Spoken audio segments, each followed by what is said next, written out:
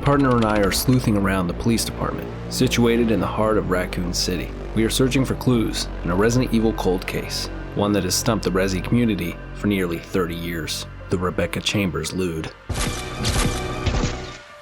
The RE2 remake brought this mystery back into everyone's minds again in 2019, but despite our best efforts, it looked like the case would remain cold. So I did what any normal person on the internet would do, and just blamed the devs. And for a while, I thought that's where things would end. For almost 30 years, this Easter egg was just that, a fun little Easter egg that the devs had dropped in RE2, without much thought given to the implications that it would have within the lore. That was until the release of Resident Evil 9.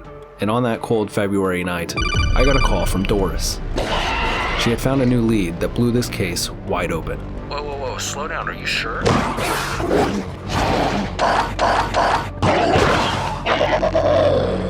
on my way. It's fitting that this game is called Requiem, because after nearly 30 years, we would be returning to the scene of the crime, the RPD. The place where the original photo of Rebecca Chambers was found. And hopefully this time, we can find some actual answers and finally get closure on this long-standing mystery. Doris, let's review.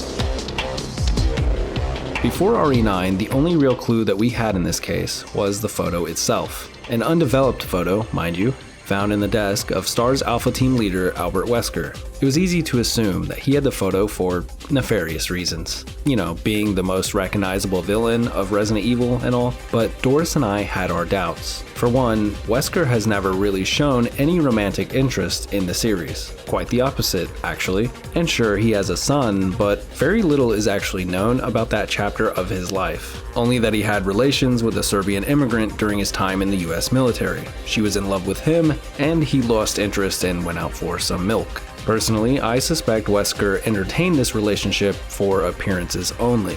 You know, maybe to avoid suspicion during his time working as an Umbrella mole. Regardless, Resident Evil for the most part is a sexless franchise. The characters in this series are always so busy fighting bioterrorism that we never really get to see their personal relationships explored in any meaningful way. When are we going to, carry on from where we left off that night? Anytime but now. And when we do, let's be honest, it's pretty mid. There are some exceptions, of course, but for the most part, the fandom has basically been chewing on crumbs for the better part of 30 years. I mean, that's why everyone is currently losing their minds over Leon's ring at the end of Requiem. Anyway, I just wanted to point this out because Wesker, of all characters, has never seemed interested in anyone sexually, unless you count Chris. I think the only time he shows any emotion is whenever that boulder punching asshole is around, but fan fiction aside, I'm just not convinced that Wesker would ever pursue a romantic partner without having some kind of ulterior motive. And that brings us to Rebecca Chambers. Wesker having the photo of her stuffed away in his desk does raise a lot of questions. For one, why did this 38-year-old man in a position of power have this photo of his 18-year-old subordinate hidden away in his work desk? And it only gets worse the more you look into it. Wesker had recruited Rebecca into STARS himself after all, and we explored that in the original investigation video. But this doesn't necessarily mean that Wesker was some perv. This case was never that simple, and there's always been a level of plausible deniability there, like the fact that the photo was undeveloped. We don't even know for sure who took the photo. You could easily just say that Wesker probably didn't even know what was on the film reel.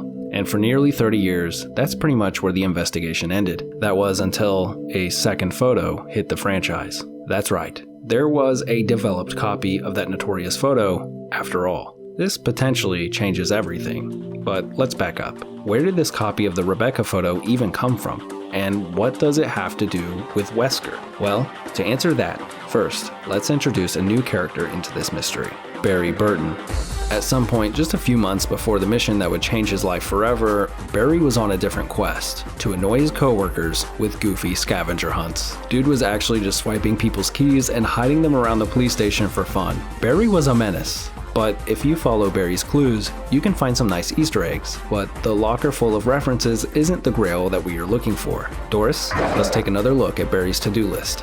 His top priority that day was to help the librarian find a missing book, and the last person to check out this book was none other than the captain himself. This is confirmed by checking a different drawer in Wesker's desk and finding this mysterious library card, which may or may not be haunted. Anyway, it's at this point that we finally learn the title of the missing book. The medicinal benefits of herbs, huh? It seems that Wesker took a sudden interest in the topic around the same time that Rebecca joined STARS. Did she recommend this book to Wesker herself? Or maybe Wesker was simply looking to learn from this rising rookie. Rebecca, again, was something of a prodigy after all, pursuing science that would go on to save lives. So it would make sense if Wesker was hoping to find some inspiration from Rebecca that he could then use to further his own, less altruistic research. We make our way to the library, where the passing of time has not been kind. The place is a total mess, but somehow perfectly preserved in all the debris, we find the book. Apparently, Barry was successful in his mission of relieving the librarian's anxieties. However, he may have grabbed it from Wesker without permission because it seems that Wesker left his bookmark inside. I personally hate when that happens, especially if your bookmark is something embarrassing, like, I don't know, say, a picture of the girl that you're obsessed with. Okay, hold on, it's getting harder. Hold on. To argue that Wesker is interested in Rebecca for only her brains. While I do still hold on to that as a possibility, we have to look at this new evidence and how it recontextualizes the previous evidence that we had. First, let's ask the original question again. Why did Wesker have an undeveloped photo of Rebecca in his desk? Well, I find it hard to believe that this was only a coincidence now. If anything, it looks like he wanted a copy in case he lost the original somehow, like say, misplacing it in the library book that you returned. We all know the rules though. You have doubles to keep one in pristine condition, but triples make it safe. Triples is best. Triples makes it safe. No, triples is best.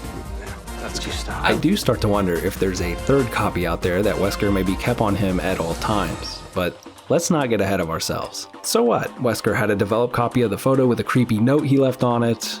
So what? He checked out a book with the very thing Rebecca was hyper-fixated on. And so what if he wears sunglasses all the time, even if he's inside? It doesn't mean that he was a creep, per se, and it doesn't even mean that he was obsessed with Rebecca.